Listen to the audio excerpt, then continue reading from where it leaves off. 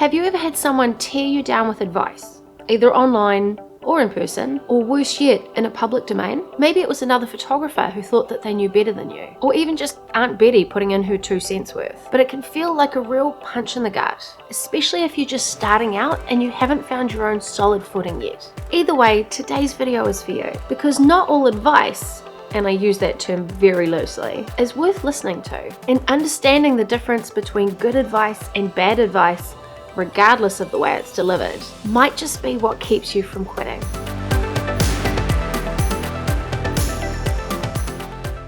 Welcome along to the channel, guys, and if YouTube's just introducing us, my name's Tracy from Red in the Wall Photography, and on this channel I recently received some feedback, shall we call it, on some advice I'd given in this video, and I thought it made for an excellent case study to discuss feedback, or constructive criticism as some people like to call it. And the biggest problem I have with this term is that it's actually allowed some people to engage in really douchebaggy type behavior. And instead of being constructive, it actually just tears somebody down needlessly. Like a bull in a china shop, you're kind of just collateral damage. And their attitude is, oh well, clearly you're not tough enough to take it. And you know I'm normally a, suck it up cupcake kind of gal, but there's a limit. Today I really want to talk about the difference between constructive feedback and the kind of noise that just makes you want to burn everything down and never post again. And I also really want to talk about how to tell the difference between good and bad advice, regardless of the way it's actually delivered. Because truthfully, someone could be a real dick and still be correct. And someone else might give you advice in a really nice voice and still be pointing you in the wrong direction. Because when you're just starting out, or you're even just a couple of years through, it can be really hard to tell the difference sometimes. And I know that kind of confusion has stopped me in the past, and I really don't want it to stop others. It's created years of self-doubt and second guessing, all set off by my deep personality level need to not let people down. And then I just didn't step into what I wanted to do. Over a decade of not stepping into the things that I wanted to do. So today I really want to break down the comment conversation that we did have, why I chose to respond to it instead of deleting it, because that was very intentional. It wasn't just a reaction for me, and what we can learn from it. Okay, so let's start with the comment that I got and the conversation that followed. Now, I'm not going to go through blow by blow everything that was said. You can find it in the comments section of that video if you want to have a look at it. But I'm also not encouraging you to join in. I'm certainly not the kind of person that goes, go hate on that person, right? So I'm quite happy it's done, whatever. It appears that he's actually taken down the middle comment that he left. So what I'll do is when I make the blog post to go with this video, I'll include the entire conversation in there. So if you are interested, feel free to pop over to the blog. I'll make sure to link it in the description below.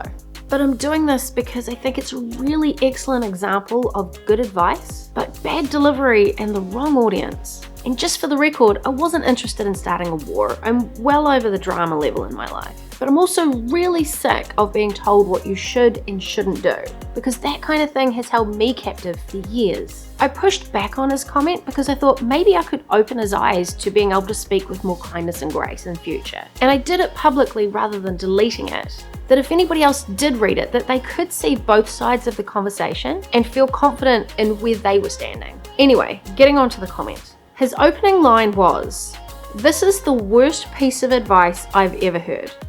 Okay, so you've piqued my interest. And just as another quick side note here, I'm sorry, I am getting to the point, but this kind of comment a couple of years ago would have absolutely broken me. So I just want to put that in here as another reason of why I feel like I want to share this with you guys. Anyway, he basically went on to say that my advice about starting a business with a Gmail account was said worst piece of advice, because he felt that it wasn't professional and nobody would take you seriously, and that I, as the content creator, was leading you guys in a bad direction. Number one, and I have a couple of things about this, but number one, how is it that as a professional photographer that this is the worst piece of advice he's ever heard? But number two, let's break this down, take the douchey behavior out of it, and actually look at if he's correct. If you were going to take out a $100,000 bank loan and start your photography business, and you had a studio and business cards and you'd done the whole gamut, and you were still running off some year 2000 website and a Gmail account, then I would be going, something's not adding up here. Like, that doesn't add up in the brain, right? We need things to look and feel cohesive to engender trust, which is really basic marketing, right? But that's where I believe that my advice was actually still correct. And I did state this to him. My audience are older, second life photographers, parents, possibly retirees, who are looking to lean into photography as a possible part-time or even full-time possibility. And that's the distinction. If I'm looking at your work and it's on Facebook or Instagram and you don't have a website, or if you have a really basic one and you've got a Gmail account to go with that, I'm going to assume you're a newbie of some description, that you're just starting out, or that maybe you're not very tech savvy. And truthfully, if you're a photographer, I kind of hope that your photography will speak louder than your tech savviness. I do expect businesses to have a basic Facebook page, even if they don't have a lot of followers. But if you're a small business just starting out, why would I expect you to look like a seasoned pro? And this is what I've been saying in a lot of my YouTube videos recently. Your brand, what you put out, and yes, that does include your email, needs to be you and needs to be cohesive. So if you're a new photographer with an Instagram and a basic website and your tagline is, just starting, launching my new business, DM me if you want some cheap photography done, that all adds up to me. And the silly thing is, if you were a newbie and you had a professional looking website and a professional email and all the rest of it, and then you showed up with an entry level camera and, you know, everything in a grocery bag, that would ring alarm bells for me, right? So you need to consider where you are in your journey. And if you choose to get more professional, if you lean into it and go, actually, I could make a real business out of this, like I could see myself doing this long term in some capacity, then I would absolutely say, right, then you need to really seriously consider getting a decent website and yes, a branded email to show off your new level of professionalism. The key here is that yes, his idea was rooted in good business practices. What he's describing, like proper licensing, insurance, domain branded email, a portfolio, credibility, all of this is absolutely valid and does align with what's expected of a professional level photographer. So was he right? I'm going to say yes and no. The real learning here comes in understanding who your key audience is. Like my kids like to say, knowledge is knowing that tomato is a fruit. Wisdom is knowing that you don't put it in a fruit salad. You need to develop the wisdom to understand if the advice that someone's giving is actually tailored for you in your particular situation. And that goes for you too when you're giving advice to others, right? Like, just because something worked for you doesn't mean it's specifically going to work for somebody else. Think about it this way as well. If you're a complete newbie in business and you're going to hire a business mentor, they're going to give you completely different advice than if you were a 6-figure business owner and you were wanting to get to 7 figures. So in this case, while the delivery was less than kind, I'm still going to say that his advice was good, but totally for the wrong audience. Look, it's okay to start. It's okay to lean in. I wish somebody had said that to me years ago. In fact, I'll give you this, somebody probably did, but I didn't believe it at my core that it was okay to be a newbie. And it's totally okay to have a Gmail as your starting point. When you start getting confident in the basics, you can start up-leveling other parts of your business, whether that's getting a basic website made or learning how to blog, learning how to do search engine optimization and things like that, right? You can keep up-leveling in other places when you get the basics right. And let's be honest, when you get older, it kind of is harder to learn new things. It's harder to retain new things. It's harder to find the energy to be able to put into it. It's harder to find the time to be able to put into it. It's harder to prioritize these things that you want to do over running a household or having a full-time job or having other responsibilities. But as cheesy as it sounds, I want to be the voice of permission. That it's okay to start, it's okay to lean into something, it's okay to be that newbie, and it's okay to start scrappy, because if teenagers can do it, why can't we? Like, why do we have different expectations as a grown adult than if a 14-year-old was doing it? If a 14-year-old was doing it, they wouldn't have their own website and branded email and all the rest of it, they'd just be going out and doing stuff, right? So I just want to give you permission to just do it, because if you were sitting on your rocking chair when you're 80, are you going to look back and go, Well, I had to have an email when I started. I had to have a website. So I just wasn't tech savvy enough for it, so I just didn't start. Or do you want to look back and go, I leaned into it, I learned lots, whether you failed or you achieved it, you actually took that step. And if you're sitting there when you're 80 and looking back, you can go, do you know what? I tried. Don't let people stop you from trying, regardless of how old you are or what situation that you're in. Okay, so you might be saying to yourself, okay, but he's a professional. Shouldn't we be listening to his advice? I've got two things to say about this. Number one, as I said above, advice for somebody starting out is completely different for advice that you would be giving to somebody going from 6 to 7 figures in their business. And knowing that somebody with a 6 and 7 figure business is going to have the money to be able to pay for some sort of assistance, whether that's through like a personal assistant or a cleaner or better tools, they've got the ability to do the job that you're trying to do, but with help. So if you're watching somebody, let's say Gary Vee, for example, he's very go, go, go, hustle culture, that kind of thing, right? Live on 6 hours sleep, post on TikTok 5 times a day and just keep going. Okay, I love Gary too, right? I love his passion and I love his energy. But if you're anything like me, you're sitting there going, maybe I've got 3 kids under 5 and I barely get enough sleep as is. How am I supposed to survive on less? Or we're a 1-income household right now. I don't have the money to be getting extra assistance. Or I've got a full-time job and I'm looking after my aging parents and I still have 10 years left on my mortgage. So that advice is not for you. Like, Gary's a pro and he knows exactly what he's talking about, but it's not for you in the season that you're currently in. And number 2, be careful when somebody has to state, I'm a professional. So for example, in my instance, the guy stated that he had IMDb credentials and that he was part of the American Institute for Professional Photographers. They're both databases that you can pay to be on. And look, I've been part of the film industry sort of by default for over half my life. IMDb does nothing for me. Like, it literally stands for Internet Movie Database. It doesn't hold any weight for me. And it did when we first started out. We're like, oh, people are on IMDb. And then you realize that you have a paid subscription. And even if you do independent films that you don't get paid for or anything, you can still stick it up there. So anybody can put a listing on IMDb.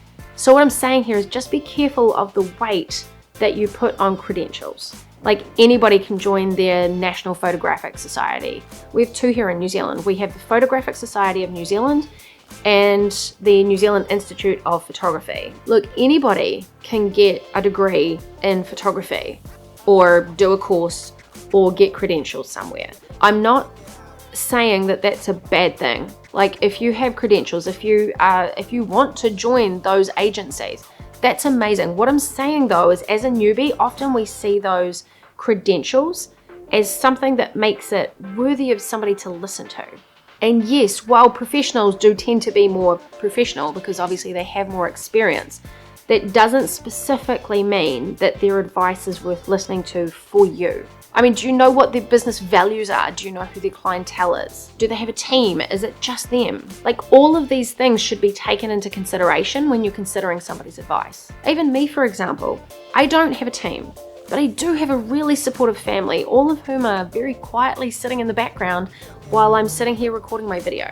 My other half is a computer nerd, so I have like a NASA level computer, which means that if anything goes wrong, he can fix my computer. I'm a teenager of the 90s, which means that I was there when the wave of technology came through, and I have ridden it all along. I also have a really big interest in online marketing and branding, and I've been an administrator most of my life, so I have all these other skills that are adding up to who I am and what I am able to accomplish. And I really love making websites, which means that for me, I'm actually having fun doing a lot of these things. And I know that for a lot of people out there, even people that are just 10 years older than me, technology isn't as much fun.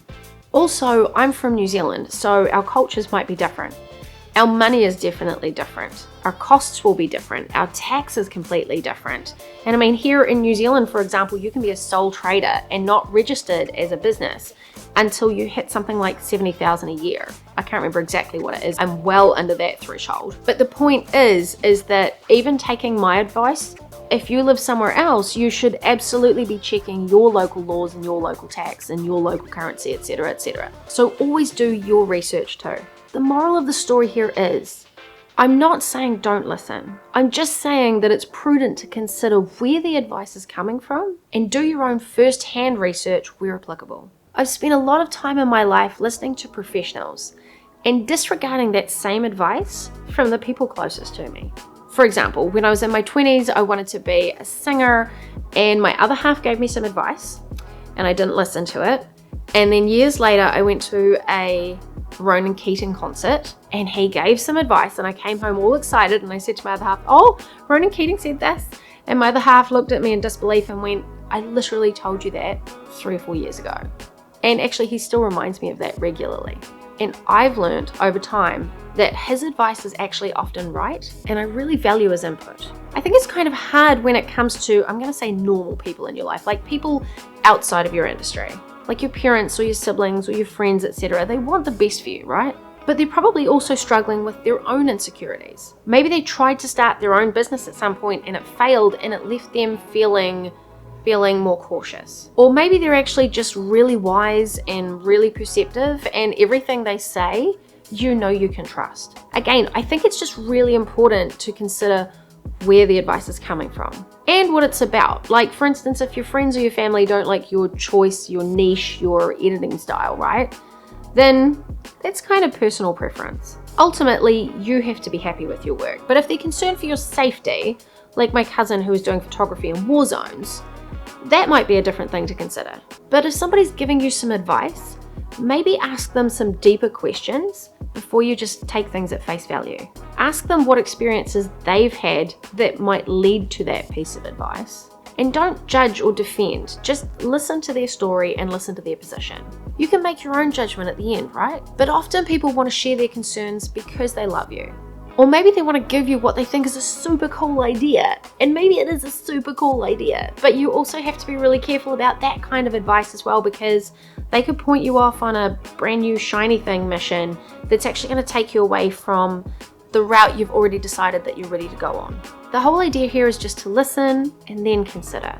If they're coming from a place of fear, don't take that fear on yourself. But if they're coming from a place of experience, even if it's in another area of business, maybe it's something to consider and put into your calculations. I want to share one last thought. There is a time and place to drop your ego and just learn, and that can be quite difficult for some of us. So for instance, at my local camera club, we submit a couple of images every month to be independently assessed, which is really cool. And then we get the assessment back, and if the assessors mention some things that could be made better, some of us in the club will do a review and we will do it live where we actually make those adjustments. And we've just started opening the floor to let other people weigh in on it. Did they like the photo before? Did they like what the assessor said? Was there anything else that they noticed about this? So this is us critiquing each other's work, and we don't actually know who it is because we put everything up anonymously. But those of us, a lot of us will put a hand up and go, oh yeah, that's my piece of work. But it's really interesting and it's such a fantastic way to learn, but you're never going to get there if you're like, oh my gosh, this is my best photo I think I've ever taken and I don't want anybody to say something negative about it.